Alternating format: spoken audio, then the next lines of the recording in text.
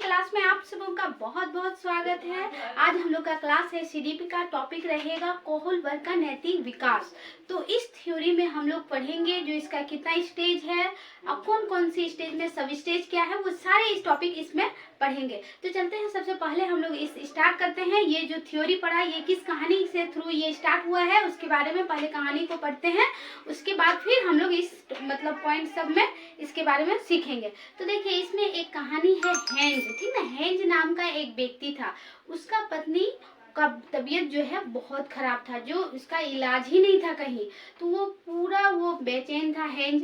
तो वो क्या करेंगे नहीं करेंगे वो सोच रहा था। तो उसको पता चला जो उसका पत्नी का जो बीमार है, जो बीमार थी, उसके लिए इलाज का जो दवाई है वो बन गया है। पहले नहीं था, लेकिन वो एक वैज्ञानिक था जिन्होंने वो दवाई का खोज निकाल लिया था। तो वो बोल रहा है जो हम इस दवाई को इतना मेहनत से बनाए हैं तो इसके लिए हम लोग 2 गुना इसका पैसा लेंगे, तभी ये दवाई को देंगे। तो हेंज को पता चला जो नहीं, उस बीमारी का दवाई का इलाज निकल गया है। तो वो भागा भागा उसके पास गया।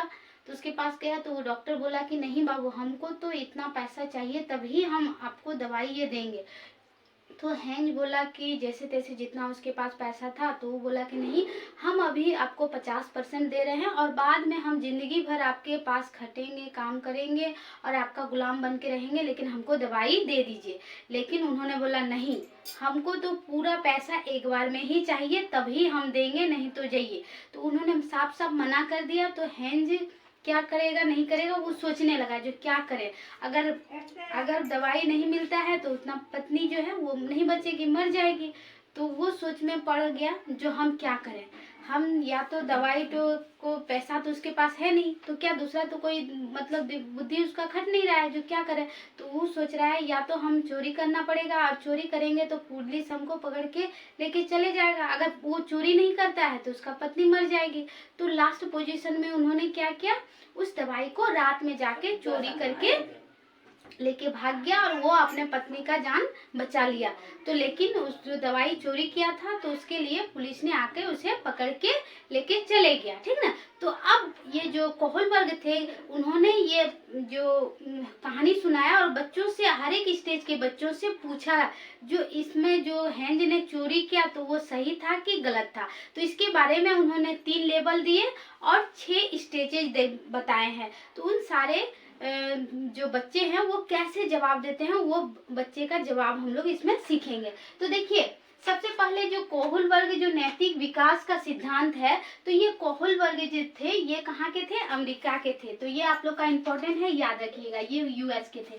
और इन्होंने कौन सा थ्योरी दिया, तो नैतिक विकास का थ्योरी। नैतिक विकास क्या होता है, जो हम लोग सही और गलत के बारे में समाज के द्वारा जो सीखते हैं वो नैतिक विकास होता है, आप लोग याद रखिएगा।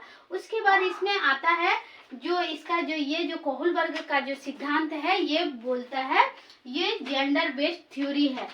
ये जेंडर बेस्ड है। जो कोहुल वर्ग का जो एक छात्रा थी कैरोल गिलिगिन, उन्होंने कहा यह थ्योरी नारीवाद नैतिकता का ध्यान नहीं रखता है। ये पुरुष जातिवाद को ज्यादा ये महत्व देता है और नारीवाद को ये महत्व नहीं देता है, ठीक ना। तो उसके बाद यहाँ पे पूछा जाता है जो नैतिक तर्क क्या होता है, ठीक ना। नैतिक तर्क यानी मोरल रीजनिंग क्या होता है, तो क्वेश्चन कभी पूछ लेता है।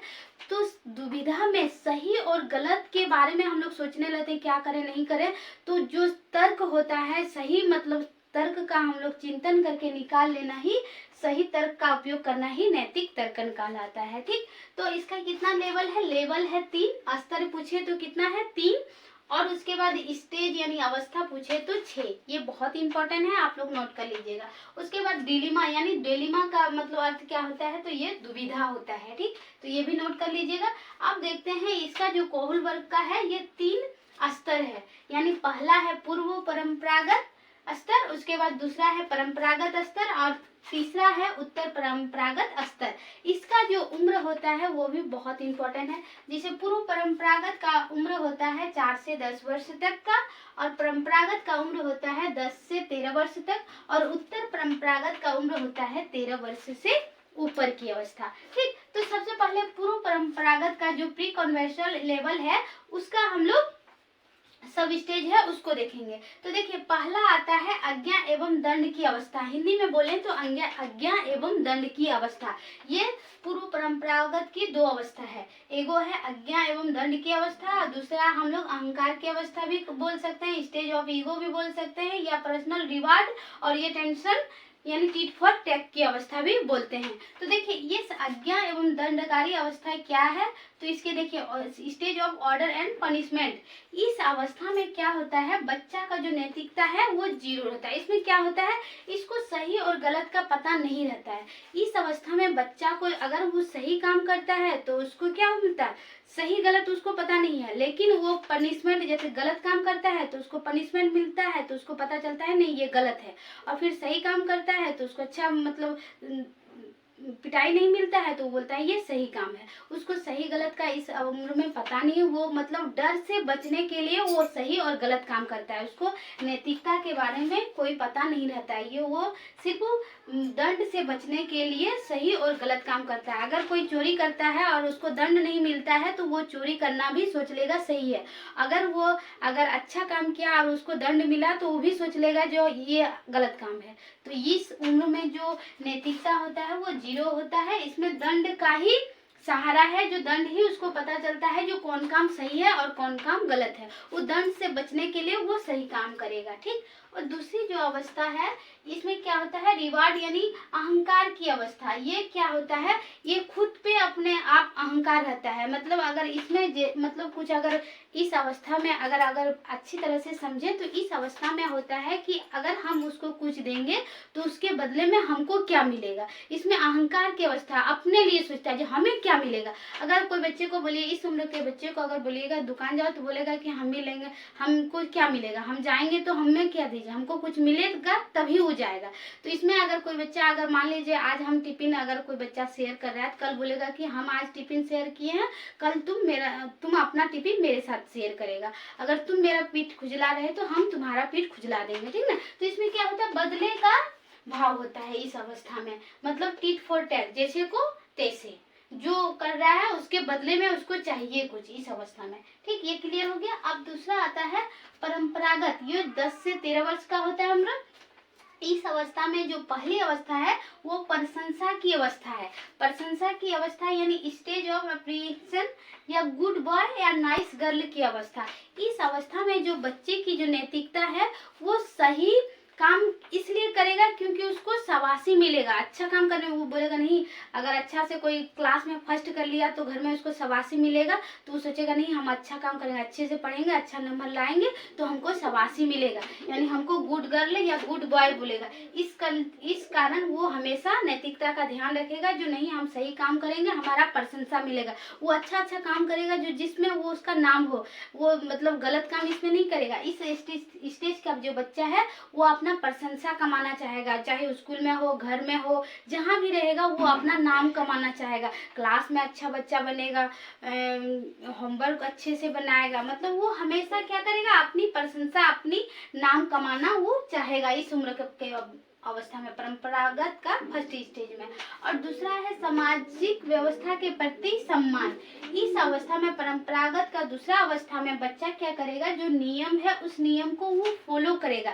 मान लीजिए क्लास में जो लीडर होता है, जो बच्चे को मतलब बोलता है कि लेट से आना पनिशमेंट है, होमवर्क पूरा नहीं करना ये गलत है, इसके लिए तुमको पनिशमेंट मिलेगा, तो वो क्या करेगा, चाहे तुम उसके कितना भी दोस्त हो, लेकिन जब गलत का हर नियम का वो नियम ही करेगा। वो नहीं जो ये मेरा मॉनिटर है तो ये मेरा दोस्त है तो इसको माफ कर देंगे, ये नहीं। वो क्या करेगा, जो रूल है उस रूल का फॉलो करेगा, वो जरूर इस नियम को मानेगा। जब नियम को मानने लगेगा तो सोचिएगा परंपरागत का दूसरा अवस्था है, वो नियम को फॉलो करेगा, ठीक। उसके बाद जाते हैं तीसरा में होता है उत्तर परंपरागत। ये 13 वर्ष से ऊपर की अवस्था होती है। तो इस अवस्था में पहली जो अवस्था है समाज के साथ संबंध। इस अवस्था में बच्चा जो होता है वो समाज के साथ संबंध बनाने लगता है। जैसे कि ट्रैफिक रूल का जो होता है ना, उस रूल को वो फॉलो करता है, लेकिन अगर इस नियम में अगर कोई का अगर उस फॉलो को मतलब उस नियम को तोड़ने से अगर किसी का जान बचता है तो वो इस नियम में क्या करेगा, उस नियम को तोड़ के वो जान को बचाएगा।